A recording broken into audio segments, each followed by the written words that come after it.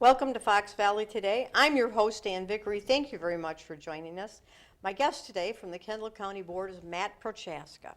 Matt, I think you're still the youngest guy on the board, aren't you? I am. Youngest guy or gal, right? Yes. Well, and that to me is kind of impressive. I think developing young talent, whether you want to stay on the board or you want to move through the ranks and someday work or get into the state legislation, I think that's a good idea. Do you enjoy your job with the county board? Very much so. It's always something new and different every day. I enjoy the challenge.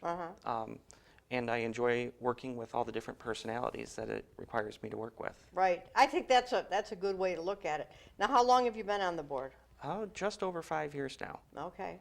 Is there any part of it in particular you enjoy more than?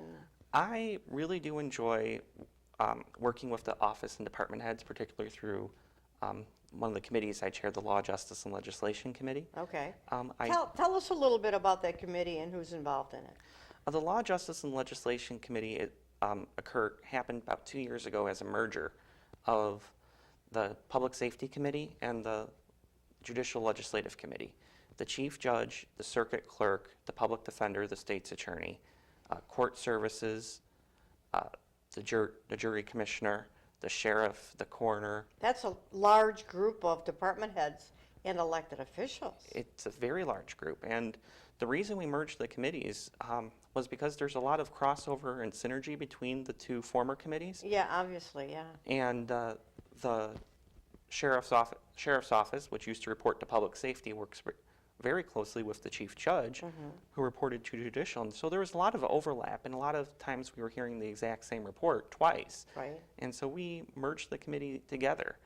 The other function of the Law, Justice, and Legislation Committee is we're the committee of the county board charged with watching state legislation. Oh, it's to kind of always kind of know what's floating around out there, that what could affect the county. Exactly. And sometimes we recommend a resolution to the county board. We just recommended one that the county board passed that said Kendall County could basically save about $40,000 to $50,000 a year if we weren't required to post in newspapers anymore and could just publish online. And that's an issue that we had talked about years ago. And fewer and fewer people are taking the newspapers, and more people have access to computers. Exactly. I think that's an excellent idea. When you talk about $50,000 a year, that's just to publish something in a newspaper is crazy. I know, and it's that was largely from the assessor. I mean, there's also court costs that could drive down the price of cases, because then the circuit clerk's filings wouldn't have to be published in a newspaper. Okay. They could be published on a governmental website, and that could lower court fees for individuals in civil cases. Yeah. Now, but on the other hand, when I do pick up the record, and I'll use the word, the Kendall County record, which is very, very rare, I do kind of enjoy still thumbing through a newspaper. I do as well. I get the New York Times on Sunday and the Tribune, and I still enjoy holding a newspaper. So I guess there is still some benefit in that. There is some benefit, but that being said, Is it worth $50,000 a year? Is it worth $50,000 a year? Circulation has dropped for local papers, so Right. as many people that were getting it even 5 years ago aren't getting the same distribution today. Yeah, right, and still, I wonder if people even really, if you wanted to compare your taxes and you wanted to do one of those things where you were going to go in and plead to have your taxes lowered, you can go online and you can look at your neighbor's property. Exactly. And bring it in for You can go to comparable. you can go online to our tax assessor's website, put on your street that you live on, and it will show all your neighbors on that street. That's right. So yeah, I think there is some benefit to not having to do that. Now, what else is going on downstate that may or may not have some effect on the county? The Illinois General Assembly is always looking at different ways to try to help its own budget numbers. Surprise! Big surprise there. One of the latest proposals I've heard from Springfield is that they're looking at reducing the local LGDF monies, the local government distributive fund. Okay. The monies you pay into the state for income tax. originally it was supposed to be 1/10 of that was going to be distributed back to local governments.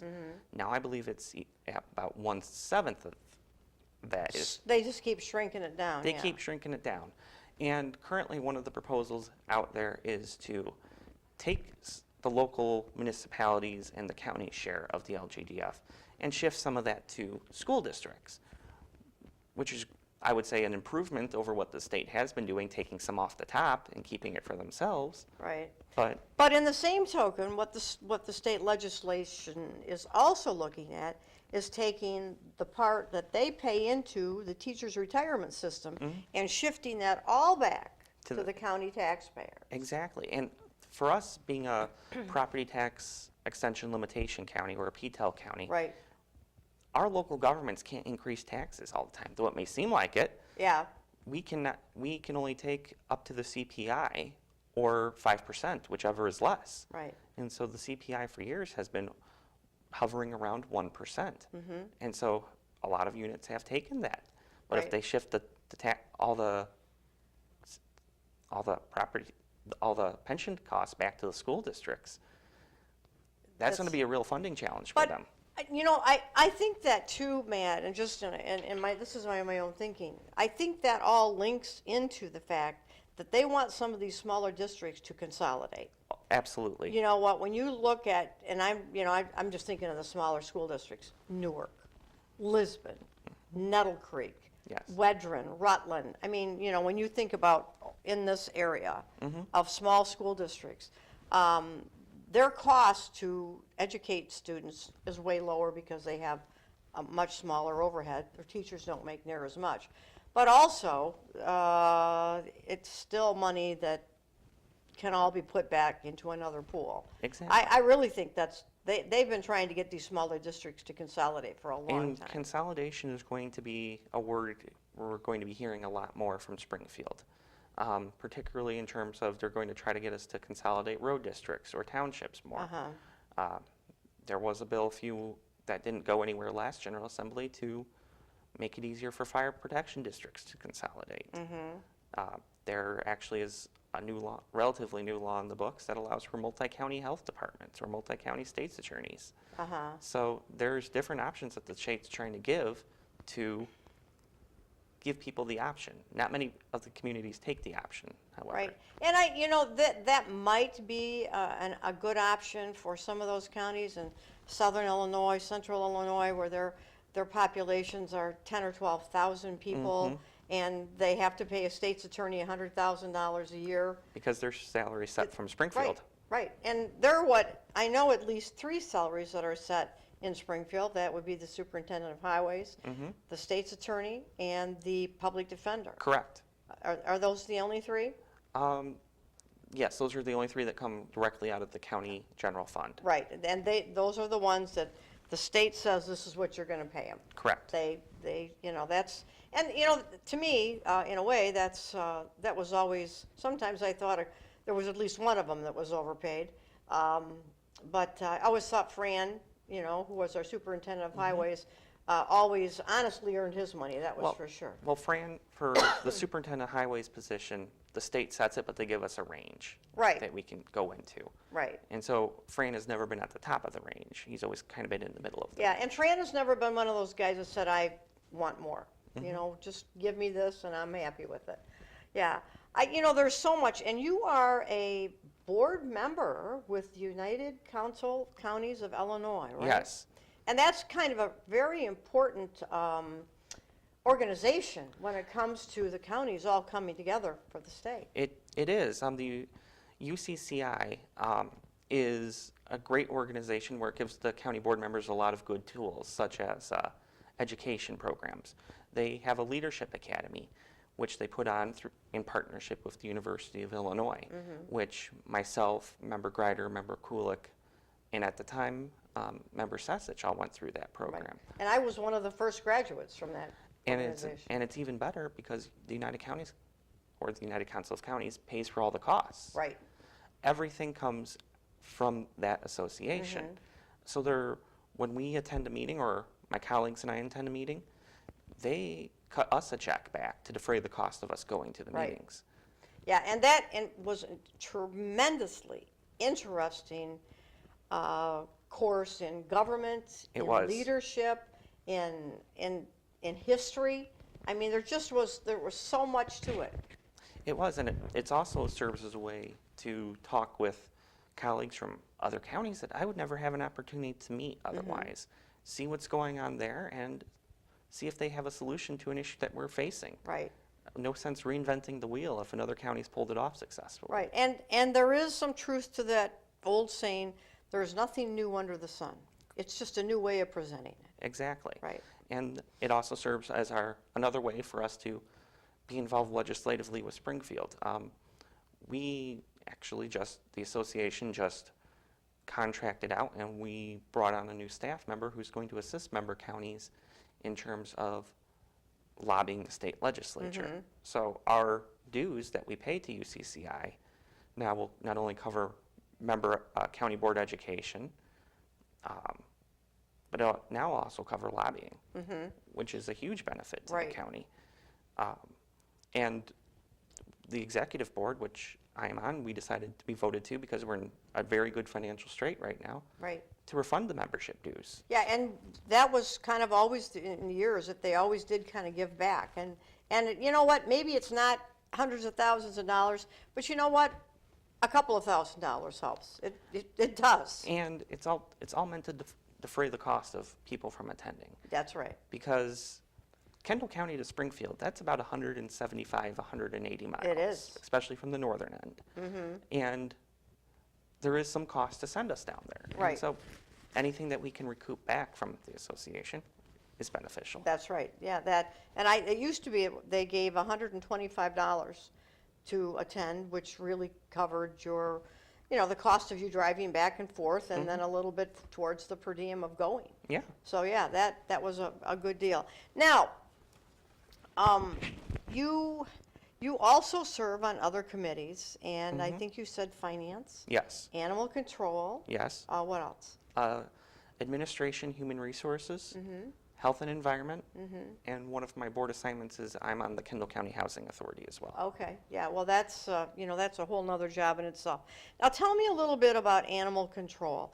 That was one of the committees, and I hate to say that, it was kind of one of my pet committees, because when I got involved in that, we were running a deficit of $100,000 a year when I left, and I will say that proudly. We had not only paid the county back all that money, but we're running a very, very good fund balance, and we're pretty much taking care of paying all of our costs through the fees that we collected. And the same is true today. It is. Our animal control through the fines and fees that we collect Right. pays for the salary of all of our staff. It pays for their benefits. It pays for their IMRF and their Social Security. And we can even put some money away in a building fund for them, so for capital projects. And, it's not that everybody expects the government should be a profit center. But in some cases, there is a real benefit becoming a self-sustaining entity of government. It is, and particularly with animal control, because that is one of the committees that unfortunately we've had more hot button issues go through There's over always the years. when you get involved with animals, yeah, it's hot buttons. But I'm very glad to see that at least the department is self-sustaining, and our fee schedule is not out of line with local areas at all. We're actually in the median for the area, Right. which is very good. And actually, so far this year, we've not had a month that's been in the red. Right. All months have been positive this Right. year. And you've been able to have decent vehicles? Yes. When you needed to go out and pick up an animal or transport animals. You've got good staff over there. It's clean. It is. And we've been able to, of course, for years then, we expanded the kennels, and now you've got a trailer in there that gives you more room in the actual building and can take, because it was always noisy. There was always dogs barking and people coming and going. We felt it was appropriate to give the staff an area where they can actually work and have meetings, because a lot of times the conference room doubled as a pet introduction area. Right. And the staff members were on top of each other, Right. handling the public and then trying to do paperwork. So Sure. the trailer was a good way to get a relatively inexpensive addition to that building. Right. And I think, how are you doing with your capital building fund on there? Are you anywhere near close to looking down the road and saying maybe this is something we can We're finance? not there yet. Uh-huh. I would say another couple years and we might be down to the point where it's something we can finance. Right now the board though is very worried, just in terms of cash flow because of the bond restructurings on our other bonds that we have outstanding for the courthouse expansion, Right. for example, that I don't think the county wants to take on new debt at this time. Right. Well, I think that's another thing, and I do want to kind of talk a little bit about the courthouse and what's going on, but I think we need to take a little bit of a break. We're running a little bit short of time on our, or I should say we're not running short of time. We've kind of gone over time. We'll be right back with Matthew Prochaska from the Kendall County Board. Thanks for coming and joining us today. We'll see you in just a minute or two, so sit tight.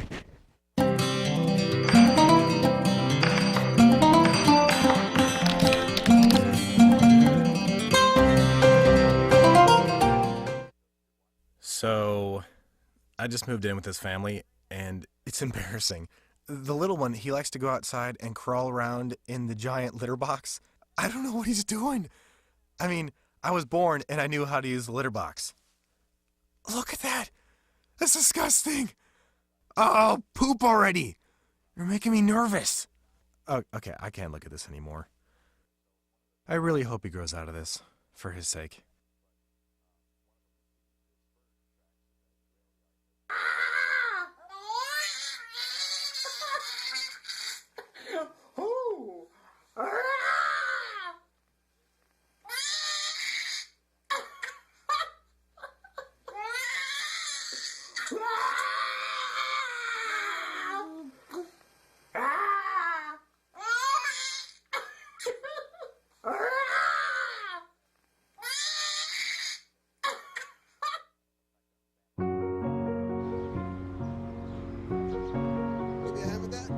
Thank you.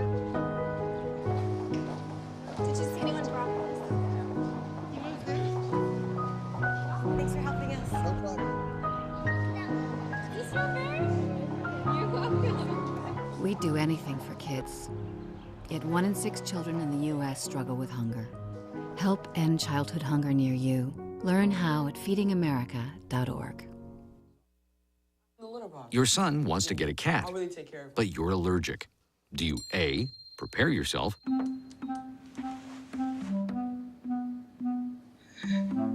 B, make the best of it, C squared equals 25. Good job. or C, find a loophole? When it comes to parenting, there are no perfect answers, but that's okay, because you don't have to be perfect to be a perfect parent. Teens in foster care will love you just the same.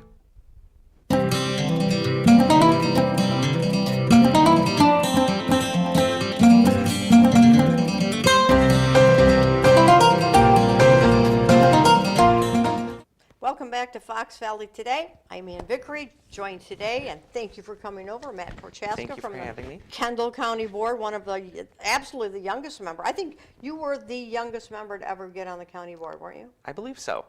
I can't think of anybody. was 26 when I got elected. 26. You were just a pup, I was. you know? Well, you know what, though? But they need, I don't care what anybody says, they need younger thinking. Because believe me, when I was on, some of us were really old. We had great history, and we knew a lot about why and what and where. But that doesn't mean that young people don't bring a great thing to the board. And I do miss a lot of the history because we've had quite a bit of turnover over the years. You have. And with Member Davidson leaving the county board, this the only member that will have any substantial history will be Well, John. you got John Purcell. Will be John. Yeah, and John's got a good memory. He does have a very good memory. Yeah, and don't think he won't use it against you if he has to. Oh, I know he will. I get it. Now, one of the things that I wanted to, we've talked a little bit about animal control but I'm interested in the courthouse. Mm-hmm. When we built that courthouse, and I'm going to say when we put that expansion on, I think we started it in 2007 maybe, 2008. That sounds about right. And we wrapped it up in 2010. That sounds about right. And I gotta say, I voted against that huge expansion at that time. So what led me to this conversation was the fact that, of having to restructure bonds has left you a little bit cash strapped. Is there any thoughts on finally opening up that top floor, or what? There's been some discussions on opening up that top floor. We've been told that there is an additional judge that the Supreme Court could send us at any time, and when they do, we'll need a place to house them. One option is to go upstairs. Another strangely more viable option, because it's actually the cheaper option, would be to put another courtroom on the west side of the building. And actually, the reason going upstairs is so expensive is because we'd have to not only put in the courtroom, we'd have to run the plumbing upstairs, we'd have to Elevator? we'd have to do the hallway, do an entire hallway, and The get whole that. security system has And- to be improved. Exactly. You have to have more clerks up there. You have to be able to have people run and get paperwork quickly and have stuff Ex- going on. Exactly. Yeah. One option I have heard, and it's not one that's gotten a lot of support from my colleagues, is to actually move the county office building from 111 West Fox Street over there and put everybody on the second floor. That doesn't even make sense to me. It doesn't. How does that help the courthouse? It doesn't. It doesn't. It was just a way of trying to secure the 111 West Fox. Because we have had some security concerns from our department heads and elected officials in that building. Do you know that there are security concerns, I don't care wherever you work. And I don't know that it should be any more security issues at 111 Fox Street than it is over here on the radio station, where we bring up and talk about controversial issues, criticize politicians, talk about sex offenders, sometimes misreport things. I mean, we all make mistakes, don't we? Yeah. We don't have an armed guard here. Well, or maybe we should, I don't know. It's that security has been in the news a lot lately, particularly with government buildings and schools. But Tell me, other than they had a shooting in St. Joe, Michigan last year where they took out 2 bailiffs. Tell me what other government buildings have been challenged. that, in the last few years, I can't think of one off That's the top right. of my head. But that being said, we were just looking at exploring options at the request of our elected officials in that building. Right. I mean, I could see maybe putting up some glass, Yeah. or securing some doors, but to have armed guards and And if no. I think No. my main preference would be to put some security glass up, Right. and then to secure the south stairwell and make that an employee stairwell. I think that if you want to limit intake and egress points to a Right. building to kind of harden the target per se, that was some of the options we've been told. But I'm in agreement with you. I don't think moving the county offices to the courthouse is the long-term solution. No, Especially since Kendall County is going to be growing again in the future. We might need that space for courtrooms in the future. Right. And that's what it was originally built for, and I think that's what I think that's what it should stay. That building was built with certain security systems, and in fact, there's, some of those offices have bulletproof glass in them, Yeah. and I can understand why they should, believe me. But, I wouldn't do that. But I could only imagine adding on one courtroom on the side, you're still talking $3 million. Yes, and as you said, it's about trying to find the money for that. And right now, we've done a very good job of trying to get the budget balanced. We've done a good job of trying. This past year, we didn't take the PTEL increase at the county, so your tax rates may have gone up, but it didn't go up because the county raised how much we were taking. Right. But we're still looking at ways to try to fund that expansion, and we don't want to put that money on the property tax rolls. Right. So, in all likelihood, it will have to be when one of our bonds comes off is when we'll be able to afford. Right. And where are you at in the bond? We just did a refinancing of them, so we were able to reduce the interest rates. We did push it out one more year to flatten the interest, to flatten the payments. If we didn't flatten the payments, They were ballooning. they were going to balloon, and it would be unpredictable from one year to the next. I Right. mean, predictable in terms of we would have the schedule, unpredictable in the terms of, okay, this may work this year, but next year it won't, so we'll have to throw out the baby with the bathwater. Right. So instead of having payments go from 3 million to 4 million to 4.5, then back down to 3, we just kept it at a steady 3 million. Which, Yeah. and refinancing it also was able to save the taxpayers a substantial savings. Yeah. And, refinancing for municipalities, cities, villages is just, it goes on constantly. And, Exactly. right. I mean, churches are using bonds now to build and to refinance. I mean, everybody's doing it.